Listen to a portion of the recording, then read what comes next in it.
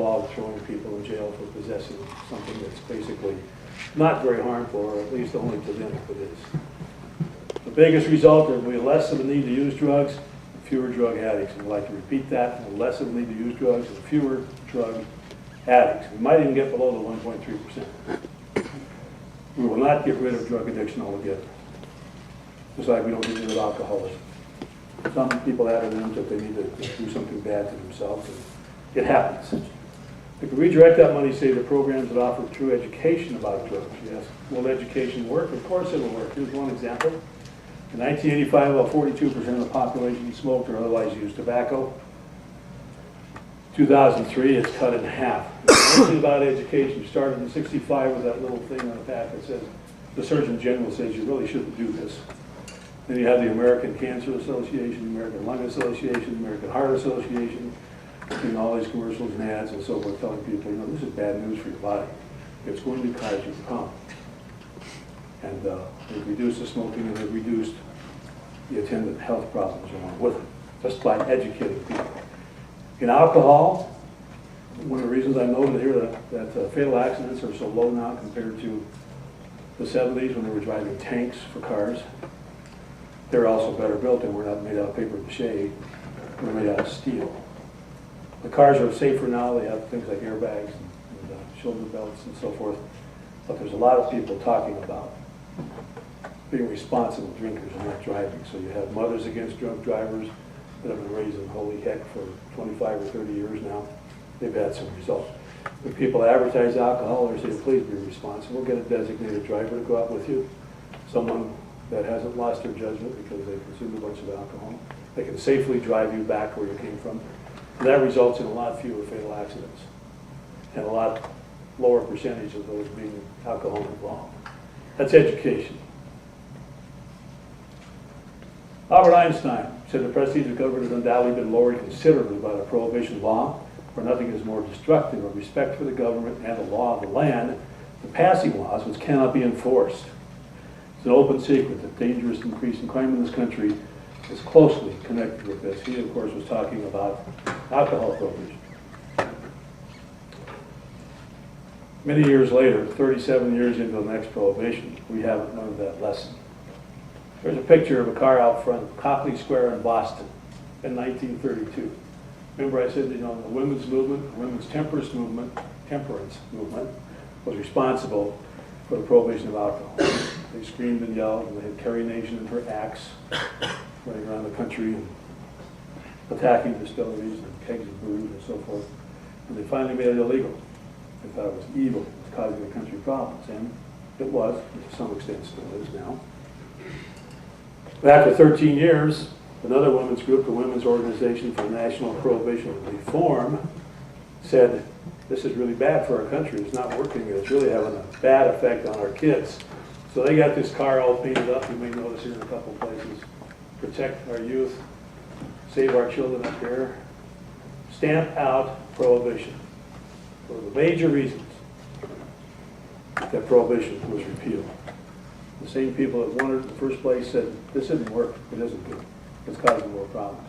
The same thing, the same underground sales, the same black market, the mob in those days, and the Kennedys, selling bootleg liquor, killing each other over the right to make a profit, etc., etc. Same thing we have going on now. That's the long and the short of it for the basic presentation. Any questions, comments about this or something related to it? Sir? How soon do you think we can see legalization of marijuana? Well, I'm getting pretty old, especially for you guys. I'm 62 now. I would like to think that it would happen in my lifetime, but I kind of don't think so.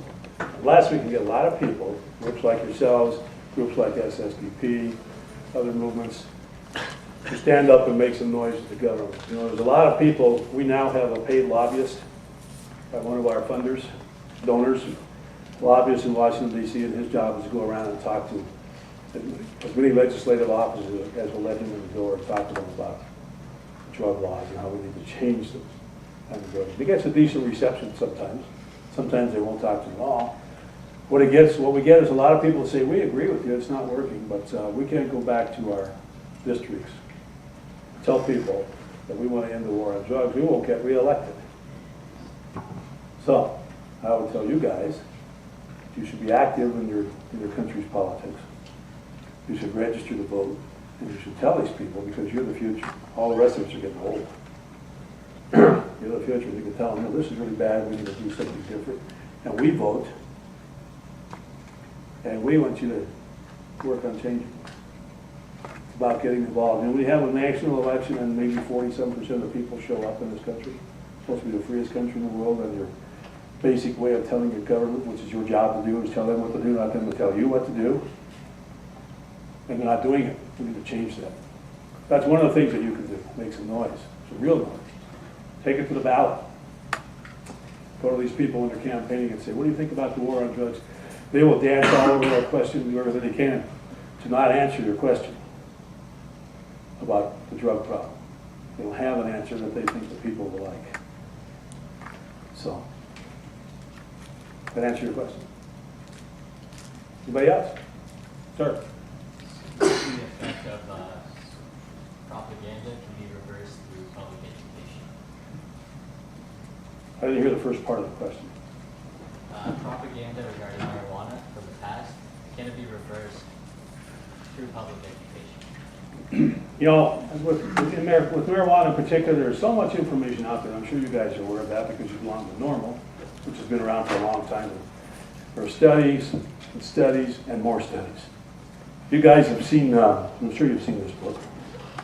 If you haven't, you should. You can just get it online. Drug War Facts. Have you seen it? Great book. Great book, Drug War Facts. Put out by Common Sense for Drug Policy. Updated regularly. And they cite all kinds of studies regarding drugs and marijuana and the gateway theory. Somebody asked me once about the gateway theory, and I said, the gateway theory, you mean about marijuana? He said, yeah, it's a gateway. I said, well, the main reason that it might be looked at that way is because people who want to buy marijuana have to go to people that are considered criminals to buy it. There's not an open market for it. So to the extent that it's, what they say is that most people that use hard drugs use marijuana first, that may or may not be true. To some extent, that statement that it's a gateway drug is true, but it's not a cause and effect. Because everyone who used hard drugs was born an infant. And almost all of them drank milk. And I don't think it was because they were born young or that they drank milk that they used hard drugs. But if it is, then we should be outlawing milk and maybe motherhood. And then we could get rid of this problem. What do you think? If that's a gateway theory for you. Milk. Let's get milk. All right? And you know, that's been debunked I don't know how many times. And the drugs are still, every time you go to a state where they're working on medical marijuana, fortunately here in Colorado, it was passed several years ago. We worked on the campaign in South Dakota. We lost it by 4%, 52 to 48. We forgot to go talk to the farmers in the middle of the state. We went to Rapid City and Sioux Falls, where I live now. And in the middle of the state, they turned it down by 74%. They just weren't having it. You're from Nebraska, right? Are you? You're talking about Nebraska. Anybody here from Nebraska? What do they call ditchweed in How about Nebraska? California?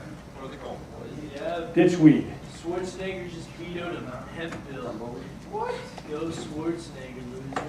Hey. Yeah, well, anyway. You know what they call ditchweed? Farmers used to call ditchweed in Nebraska? Marijuana. It grew. It just grew. You know, before they made it illegal. It was just there. You know. Most of them didn't pay much attention to it. Then they came out with the reefer madness stuff in the 30s. You know.